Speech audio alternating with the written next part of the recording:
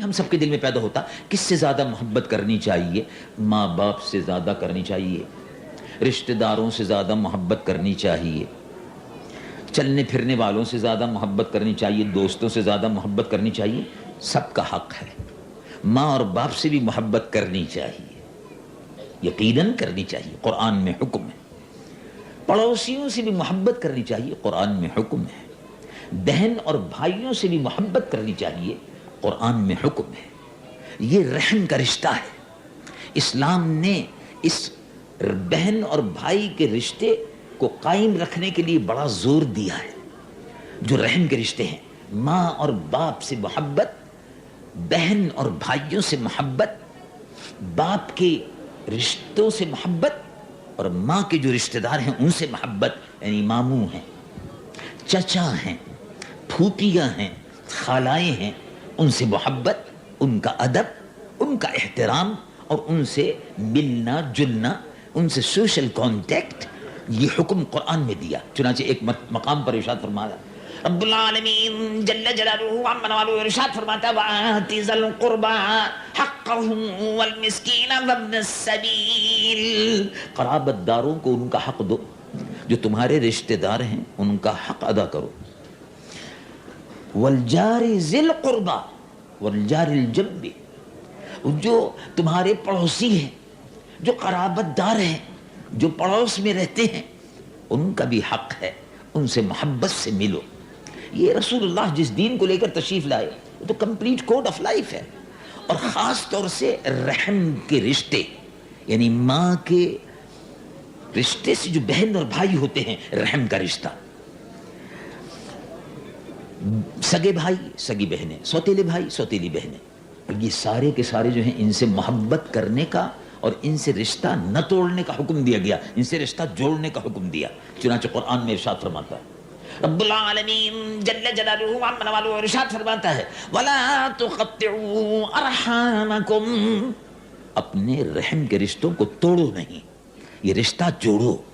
بہن اور بھائیوں میں چھوٹی چھوٹی باتوں پر، پیسے اور روپے کے اور جائیداد کے لین دین پر سلام و دعا ختم ہو جاتی ہے۔ اللہ رب العالمین فرماتا ہے کہ رحم کا رشتہ، ماں اور باپ کے رشتے سے جو بہن اور بھائی ہیں، وہ رشتہ بہت مقدس ہے، اس رشتے کو توڑو نہیں۔ وَلَا تُقَطِّعُوا أَرْحَامَكُمْ، اور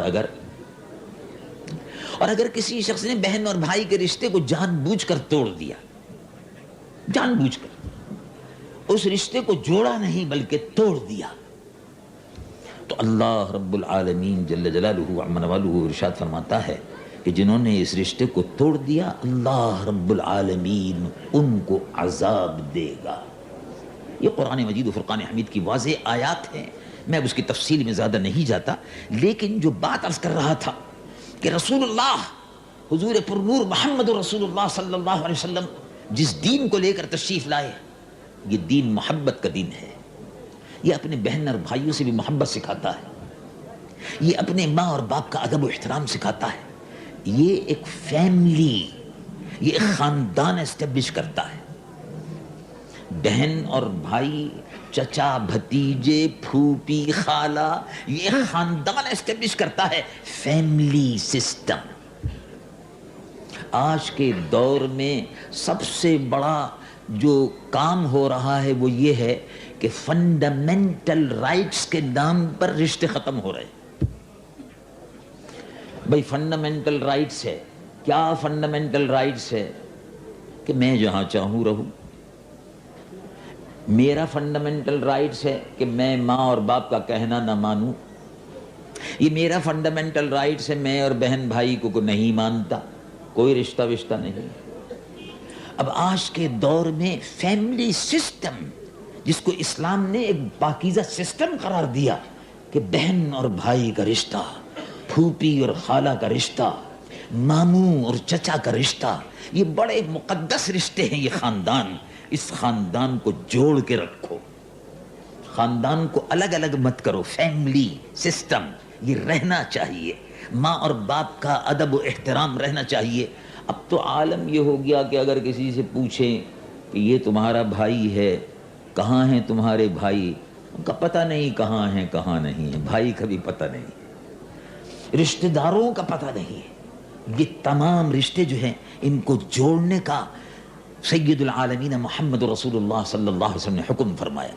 یتیموں کی پرورش کا حکم فرمایا, یتیم کے سر پر ہاتھ پھیرنے کا حکم فرمایا, ان کی کفالت کا حکم فرمایا, غریبوں, مسکینوں اور بیواؤں اور یتیموں, آرفنز, ان کے پیٹرنائز کرنے کا حکم فرمایا ہے. یعنی جس طرح میں اپنے آپ کو دیکھتا ہوں اسی طرح مجھ کو چاہیے کہ میں اپنے رشتہ داروں کی بھی دیکھ بھال کروں, اور اسی کے ساتھ ساتھ کمیونٹی میں جو لوگ ہیں ان کی بھی دیکھ بھال کروں. یہ ساری تعلیم قرآن کے اندر موجود ہے. اب اگر ہم بھول جائیں تو ہمیں یاد دلاتے رہنا چاہیے کہ سید العالمین محمد رسول اللہ صلی اللہ علیہ وسلم کی تعلیم کیا تھی.